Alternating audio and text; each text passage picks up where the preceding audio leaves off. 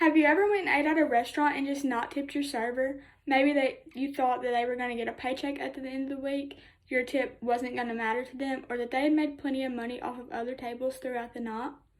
Well, let me tell you, your tip means a lot to your waitress. No matter what amount you tip, it's going to mean something. You should tip your server because they're not entitled to minimum wage. A server tends to make $2.25 an hour plus tips. Personally, I make $2.50 an hour plus my tips, but my checks still end up $0 every 2 weeks. It's because of the amount of tips I make. It takes all that federal income comes out of my check.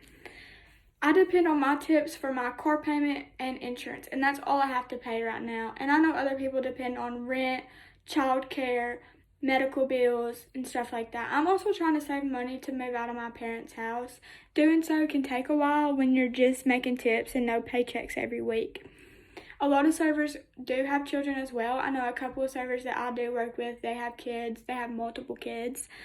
Some of them are in school and they have to take care of their child just on the tips and be able to pay their bills at the same time with their tips. And you have to have shoes, clothes, school supplies. That stuff gets really expensive. You should also tip your server because the amount of tip that you give lets them know how poor or great their service was to you. Tipping the minimum amount shows that the service was really poor and that they need to work on their customer service skills.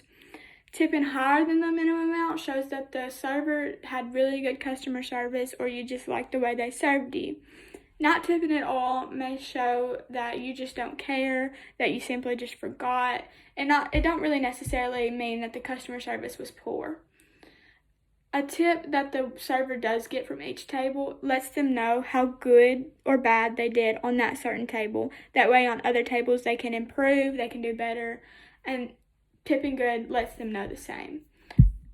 When a customer leaves me a below minimum tip, personally that tells me that I did a poor job on their table and that I needed to do better that night. And I know some nights I just don't feel like being there. I don't feel like working.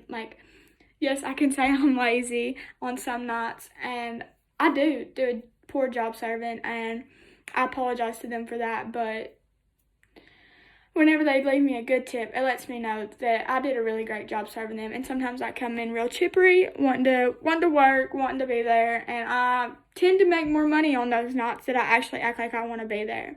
For example, let's say Friday night, I was really excited. I work at a sports bar. As you can see, I'm ready for work, but I work at a sports bar, and we were having a karaoke night. And so I was really excited. This is my first karaoke night I had worked. And I acted like I wanted to be there, of course, because I was excited. And somebody tipped me $100. And this was on a $150 bill. Well, normally, you tip 15, 20%, that's your tipping range. But that was well over 20% of their bill. And that told me I did an excellent job serving those customers. And then that I need to act like that every time that's how I'm going to make my money, is acting like that. You should tip your server because they also do way more on the job than just coming to get your drinks, order, and bringing your food out. They do a whole lot more than that. A server shift can begin hours before they open or hours after they close, depending on which shift that they're working, if they're working morning or not. As a full-time server, I have experienced both open and closing times. Whenever we open, I know we have to make sure our salad bar is set out. We have to make sure our ice is filled. We have to make sure everything's open, napkins, ketchups, any sauces like that. We have to make sure they're in the fridge, they're ready to go for the whole entire night. We prep for night shift as well. And if we use more of that during the day, then we'll have to do that at the end of our shift as well to help night shift out, because night shift is a lot busier than lunch rush. I know making tea, stocking, making sure everything is ready to go when you open. That's part of the open experience. And at night, we close at 10 o'clock, but sometimes we might be in there till 12 o'clock at night still cleaning. Some people may not leave till 11 o'clock, so we're stuck in there cleaning after everybody leaves. So our shift does not end at 10 o'clock. And also, when you open, your shift may not end when your schedule says it does. If you get off at 4 and you still have 2 tables in there, you have to take care of those tables until they leave. And if they're in there till 8 o'clock, they're in there till 8 o'clock and you're there.